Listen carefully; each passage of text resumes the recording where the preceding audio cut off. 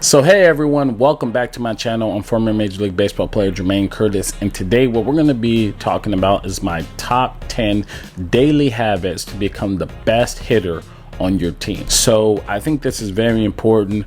You need to have habits that you're doing consistently to move you forward in your career, to give you the best opportunity to be successful. And if you do these things, it's going to drastically help you, because it's something that I did over my career, and it helped me to, let's say if I was in the 9 hole, get to the 3 hole, or if I was sitting the bench to become one of the best hitters on the team. These are things I consistently did to put myself in the best place to become the best hitter on the team. So with that being said, let's jump right into it. But first, before we go into the content, if you're new here and you like this content, hit the like button. And if you're new, hit the subscribe button and join the family. These are the things that we talk about. And enough talking, let's get into it. So I'm going to start with 10 and go all the way down to 1. So number 10, team up with the hardest working player on your team and outwork him every single day. So when I was in high school, I had this player named Wes. And Wes was a second baseman. I was the shortstop. Wes was an exceptional player. He got drafted out of high school. He went and played with the Blue Jays, but he's just an exceptional player. The reason why I bring this up is because me and him will always compete. And he was the hardest worker besides myself. So I always teamed up with him to play catch, to take ground balls, to lift in the gym. I always teamed up with him because I wanted to outwork him, because I knew he was the guy to outwork. If I wanted to get respect from the other team, if I wanted to be a leader, I had to outwork him. And so that's what I did. You know, when Wes would barehand the ball on a play and the whole team would go, ooh, you know, what do you think I did?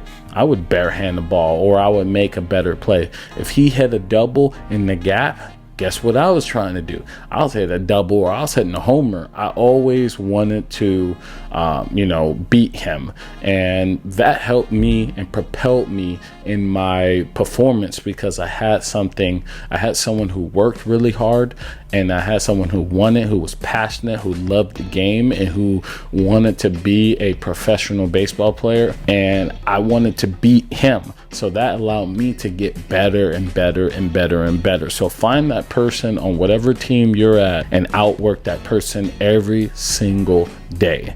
Every single day. Show up to the yard and outwork him. It's going to really drastically improve your performance. Okay. So number 9, create a process and do it until you perfect your craft. So a lot of people don't understand what a process is. At the pro level, we're always trying to create processes to get those results that we want. At the youth level, they'll say, hey, you need to do the process, but don't explain what the process is. So what you need to do is figure out what your process is. If you're trying to hit for more power, well, if you hit the ball in the air more, you're going to get more extra base hits and you're going to hit more homers. So power hitters at the MLB level, they're sacrificing their batting average for more power. So how are they doing that? Well, they're hitting more fly balls. If you hit more fly balls on the screws, you're going to hit more extra base hits and more home runs. So it's not just like fly balls pop-ups. We're talking balls driven that way. So that's what I started to do at the end of my career. I was hitting, early in my career, I would hit a lot of line drives, because line drives give you a high average. And if you connect enough and you hit it out front, those can be homers too, and you can get your doubles as well. If you're not the guy that has a lot of bat speed, I would aim for the line drives, because that will help you to hit for high average, and it'll help you to get extra base hits, but back to my story, I started to aim higher as I got older because I wasn't as fast. So I wanted to get more extra base hits. And so I turned my barrel from being this way to this way.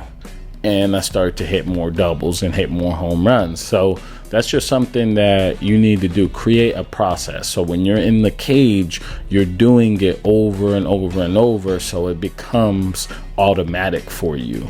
So that's what I would tell you to do. Create a process and then perfect it. Okay. And do it every single day.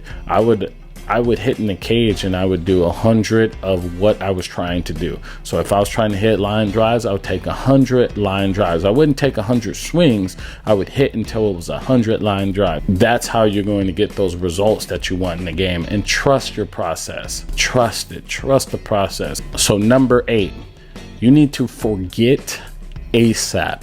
And I say this to a lot of young players because at the older levels, we've kind of had time to understand what that means. But what I mean is forget. You're going to get out. It's part of the game. They expect you to fail in this game, so you're going to get out. But here's the thing. There's a difference between amateurs and pros. The amateurs, they hold on to their failures. Hold on. Oh, I struck out twice. Basically, if you get out, if you're unhappy with your results, forget about it. This game is made for you to fail. It's part of the journey. It's the person that can forget the quickest. Those are the ones that are successful in this game. So your job is to forget ASAP. Now, I'm not telling you to not learn from your failures. Definitely want to learn. So, and that's what we're going to talk about a little bit later, but you want to forget. Don't hold on. And a lot of players hold on so much in this game. Like, do not hold on. Let go. It happened. Move on. Your mindset shouldn't be, I struck out. Your mindset should be, I'm going to get him next to bat. He throw me that pitch. I'm going to crush him. You see how I changed my thought? I changed what I was thinking. I changed the story. You got to have that kind of mindset where you change it real quick. If you were playing a one-on-one basketball game versus me right now, or your dad or whoever you're playing, and they, go up on you and they make a shot in front of your face, you're going to be like, oh, try that again. Go try that again. You're not gonna make that. You're not gonna do that again. You're not gonna do it. And then, you're competitive. You forgot about what happened. You're moving toward the future. And that's how you gotta go about baseball. You have to think about it like, all right, you got me, but you ain't gonna get me next time. And that's the mindset you should be having in the cage. That's the mindset you should be having on the field. You should be living that type of mindset, because that's what the players at the highest level are thinking. If they're holding on to every at bat, you're not going to move forward. Number 7 is to reflect after practice and reflect after game. So what that means is, after you have practice, take a second, reflect. What went well? What went wrong? What can you learn from it? If it's a game, what things went well? What things went wrong? Those are things that, I would only focus on what was bad. I never focused on the good until I got pro and I started realizing, well, what did I do good in this game? And it could be, I walked or I made defensive plays, and I would add up all the things I did good versus just holding on to the things I did bad. And so what you want to do is do both. Reflect on the good things that you've done and reflect on the bad things you've done. And hopefully what you're going to see is that you're going to have a lot of positives and not that many negatives. And if you have those few negatives, it doesn't matter, because you did a lot of good things right. And that's the key to being successful in this game, is doing a lot of things right on a consistent basis and being proud of yourself. And if you're doing that, if you're doing things wrong, make an adjustment and realizing, okay, I need to get better at these things, but I need to continue doing these things. And then once you start moving this little bad stuff over to this side and you start doing it good, then you just start creeping up on everybody. Then you start passing them. So that's something that I really believe will help you, is taking time to reflect after practice and after a game. It's something that people do not do, but at the highest levels, that's what you do. You reflect. So the next thing we're going to do is we're going to be number 1 in practice. Now, this isn't hitting. This is more of a mindset thing that I believe that you should have. And it's a daily habit. Like, you should be having that mindset to be number 1. And what I mean is, when I was in high school, my coach told us to do poles. I hated poles. Everyone hates poles, running poles. So basically a pole is you run from one pole to the other pole and back, and that's one pole. So we would have to do 10 of those. So that's basically 20 halves. And if you're doing a big field, man, you're exhausted. But I made it a priority to be number one every single time that we did that.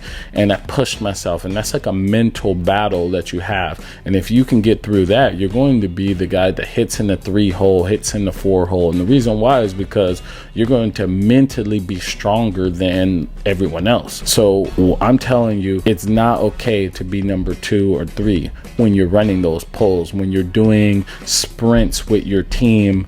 You need to be number 1. You need to be number 1. Make sure you're number 1 every single time. And I think that shows a lot about your character, and that shows, like, because hitting is all about will, mental power, and will. You can will your success as a hitter. You don't have to have the best mechanics. You don't have to have, all that. You do have to have the basics, the fundamentals, to be successful. But you don't have to have all of it to be successful. You can will your hits. You can will your success. You can mentally make it happen. And so that tells me a lot when you're the person running full force, back, and you're not letting anybody beat you, because that tells me you're strong mentally, because everybody's exhausted out there. No one wants to run, but people start giving in. They start, let me just jog halfway through. And you're like, no, I'm going to be number 1. I'm going to run past you. I'm going to run laps. And you're just mentally just draining yourself, and you're going for it. That's what's going to help you in that batter's box. Because in the batter's box, and we'll get more into it, but if you're not going to give in, you're going to be successful. It's just hands down. That's simple. You're going to be successful. So that's what we want to do. We want to be number 1 in practice. When you're running sprints, when you're doing poles, long distance running, be number 1. Make sure you are number 1. And this is more of a mindset, but it's a daily habit. You got to be thinking like this consistently.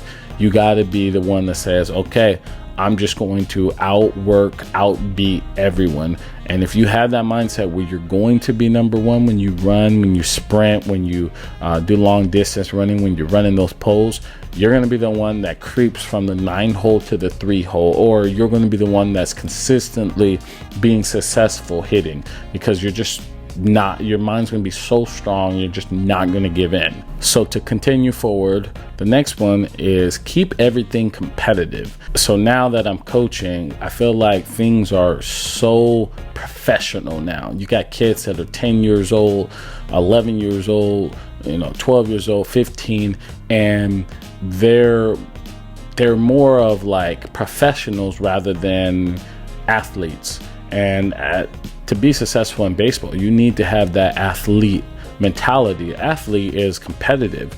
They don't want to lose. They compete. You're in the batter's box.